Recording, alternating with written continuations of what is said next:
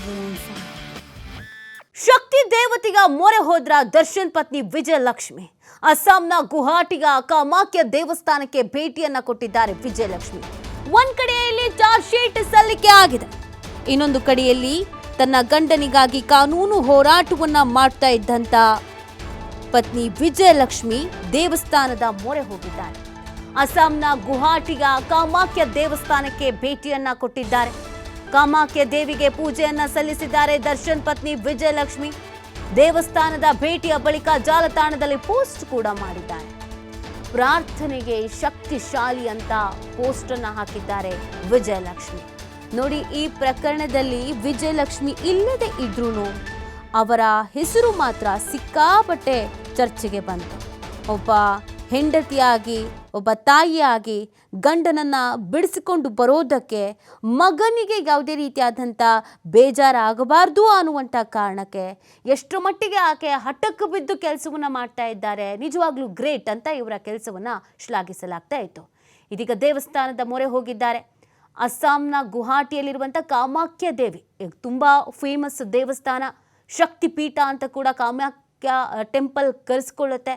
ಇಲ್ಲಿ ಹೋಗಿ ವಿಶೇಷವಾಗಿ ಪ್ರಾರ್ಥನೆಯನ್ನು ಸಲ್ಲಿಸಿದರೆ ಎಲ್ಲವೂ ಒಳ್ಳೆಯದಾಗತ್ತೆ, ಪ್ರಾರ್ಥನೆ ಫಲಿಸುತ್ತೆ ಅನ್ನುವಂಥದ್ದೊಂದು ಬಲವಾದ ನಂಬಿಕೆ ಇದೆ. ಇದೀಗ ಅಲ್ಲಿಗೆ ತೆರಳಿ ವಿಶೇಷವಾದಂಥ ಪೂಜೆಯನ್ನು ಸಲ್ಲಿಕೆ ಮಾಡಿದ್ದಾರೆ. ವಿಜಯಲಕ್ಷ್ಮಿಯವರು ದರ್ಶನ್ ಜೈಲಿಗೆ ಹೋದ ದಿನದಿಂದಲೂ ಕೂಡ ಸಾಕಷ್ಟು ದೇವಸ್ಥಾನಗಳಿಗೆ ಭೇಟಿಯನ್ನು ಕೊಡ್ತಾ ಇದ್ದಾರೆ. ಕೊಲ್ಲೂರು ಮೂಕಾಂಬಿಕೆಗೆ ವಿಶೇಷವಾದಂಥ ಪೂಜೆಯನ್ನು ಸಲ್ಲಿಸಿದ್ರು, ಅಲ್ಲೂ ಕೂಡ ಚಂಡಿಕಾ ಯಾಗವನ್ನು ಮಾಡಿದರು. ಅದಾದ ನಂತರ ಬಂಡೆಮಕ್ಕಳಮ್ಮ ದೇವಸ್ಥಾನಕ್ಕೆ ಅಮಾವಾಸ್ಯೆಯ ದಿನ ಹೋಗಿ ವಿಶೇಷವಾದಂಥ ಪೂಜೆಯನ್ನು ಸಲ್ಲಿಸಿದರು. ಅಲ್ಲಿಂದ ಪ್ರಸಾದವನ್ನು ತಂದು ತನ್ನ ಪತಿಗೆ ಕೊಟ್ಟಿದ್ರು.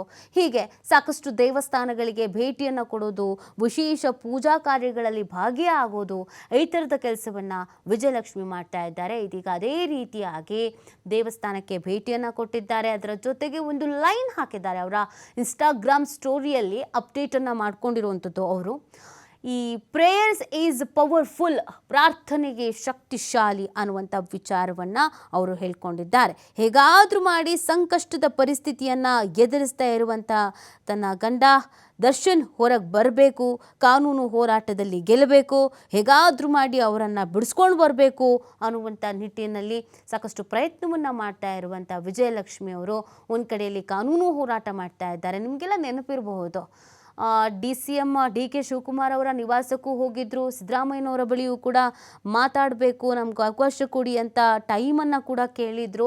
ಏನು ಸಾಧ್ಯವೋ ತನ್ನ ಕೈಯಿಂದ ಏನೇನು ಮಾಡಬಹುದೋ ತನ್ನ ಗಂಡನನ್ನು ಬಿಡಿಸಿಕೊಂಡು ಬರೋದಕ್ಕೆ ಆ ಎಲ್ಲ ಕೆಲಸವನ್ನು ಈ ಹೆಣ್ಣು ಮಗಳು ಮಾಡ್ತಾ ಇದ್ದಾರೆ. ನೋಡಿ ಪಾಪ, ಈಕೆ ಈ ಪ್ರಕರಣದಲ್ಲಿ ಇಲ್ಲವೇ ಇಲ್ಲ, ಆದರೂ ನೋವನ್ನು ಅನುಭವಿಸ್ತಾ ಇರೋದು ಮಾತ್ರ ತಪ್ಪಿಲ್ಲ. ಬೆಂಗಳೂರಿಂದ ಬಳ್ಳಾರಿಗೆ ಹೋಗಬೇಕು, ಲಾಯರ್ನ ಕರ್ಕೊಂಡು ಹೋಗಬೇಕು, ಮಾತಾಡಿಸ್ಬೇಕು, ಗಂಡನಿಗೆ ಹೋಗಿ ಬಟ್ಟೆ ಕೊಟ್ಟು ಬರಬೇಕು, ಡ್ರೈ ಫ್ರೂಟ್ಸ್ ಕೊಟ್ಟು ಬರಬೇಕು, ಮತ್ತು ವಾಪಸ್ ಬರಬೇಕು, ಮಗನ ನೋಡ್ಕೊಳ್ಬೇಕು, ಮಗನ ಸ್ಕೂಲಿಗೆ ಕಳಿಸ್ಬೇಕು, ದೇವಸ್ಥಾನಕ್ಕೆ ಹೋಗಬೇಕು, ಕೋರ್ಟಿಗೆ ಗಲಿಬೇಕು, ಕಂಡವ್ರ ಮನೆಗೆ ಹೋಗಬೇಕು, ಏನಾದರೂ ಸಹಾಯ ಮಾಡೋಕ್ಕಾಗತ್ತಾ, ಇದರಲ್ಲಿ ನಾವು ಹೇಗಾದರೂ ಬಚಾವಾಗ್ಬೋದಾ, ಲಾಯರ್ನ ಬದಲು ಮಾಡಬೇಕು, ಎಷ್ಟೆಲ್ಲ ಪ್ರಯತ್ನವನ್ನು ಈ ಹೆಣ್ಣು ಮಕ್ಕಳು ಮಾಡ್ತಾ ಇದ್ದಾಳೆ ನೋಡಿ.